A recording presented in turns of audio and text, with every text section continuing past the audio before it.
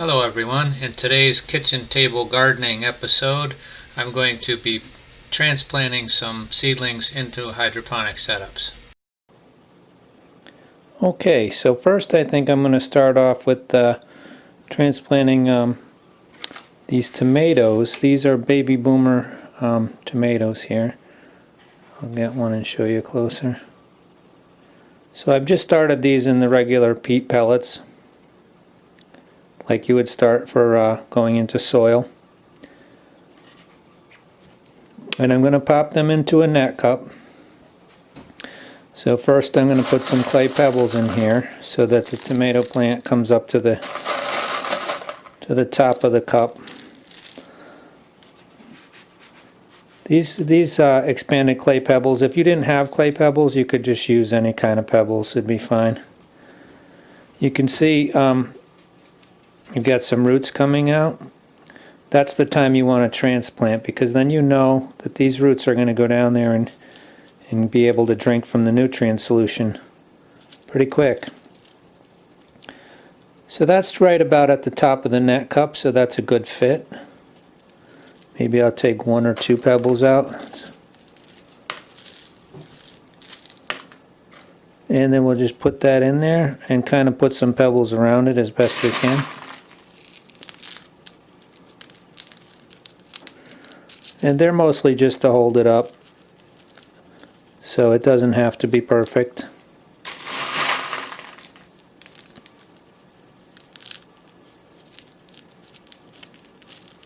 You don't have to worry about filling in every space. If they're a little loose, that's okay. But that looks pretty good. And so these jars, I used these jars last year, so they have some mineral buildup on them, but they've been scrubbed and they're clean. And so I'm basically just going to bring my nutrient solution up to the bottom of this net cup.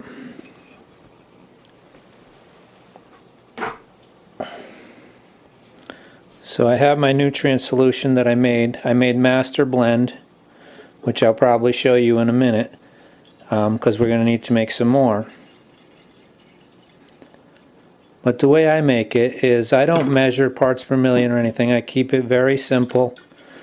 We just mix 2 teaspoons of Master Blend, 2 teaspoons of calcium nitrate, and 2 teaspoons of Epsom salt with 5 gallons of water.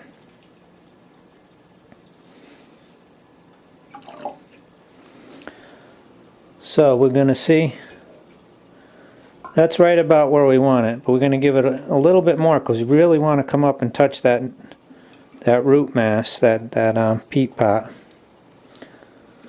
You're better at this point to err on the side of a little bit too much liquid than not enough.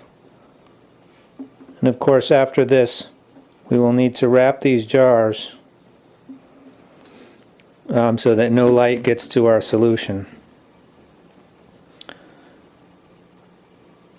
So there we have it. So I'm going to go ahead and do these other one.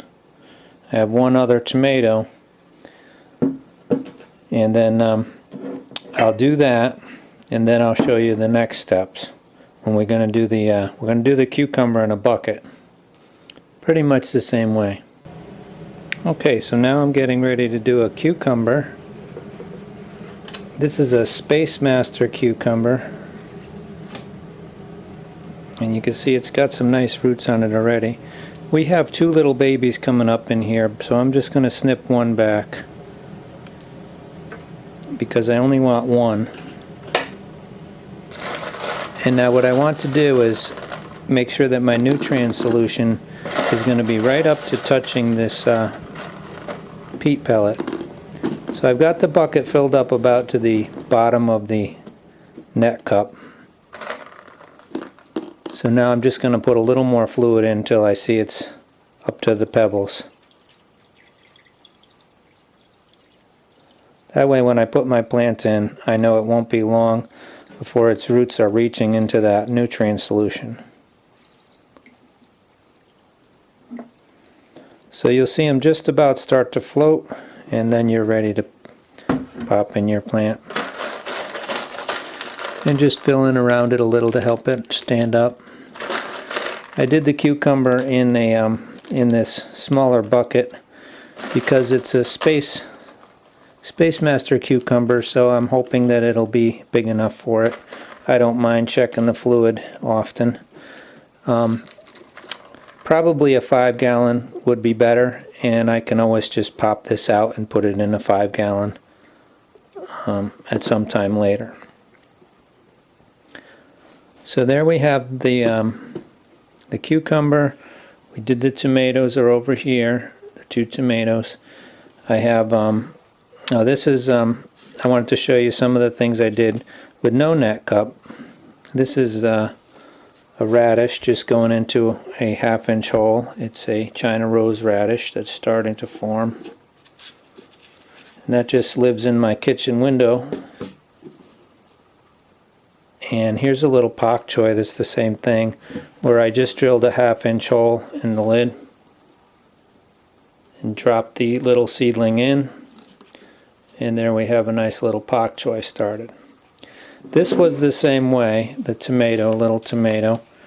Just a 1/2-inch hole. In fact, it was so small that I put a piece of tape so it wouldn't fall through the hole.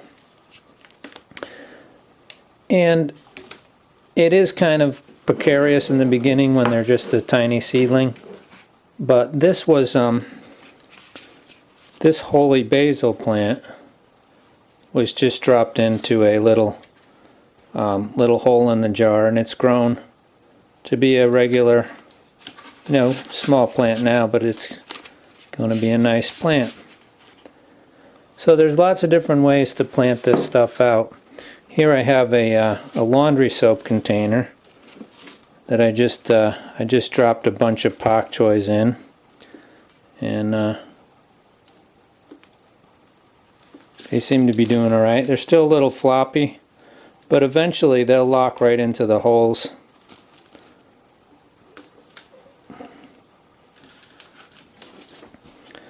So there you have it. I'm going to go ahead and plant a little bit more and cover my containers. I'll give you guys a view from higher up. And then clean up all this mess before my wife gets home. Happy growing, everyone.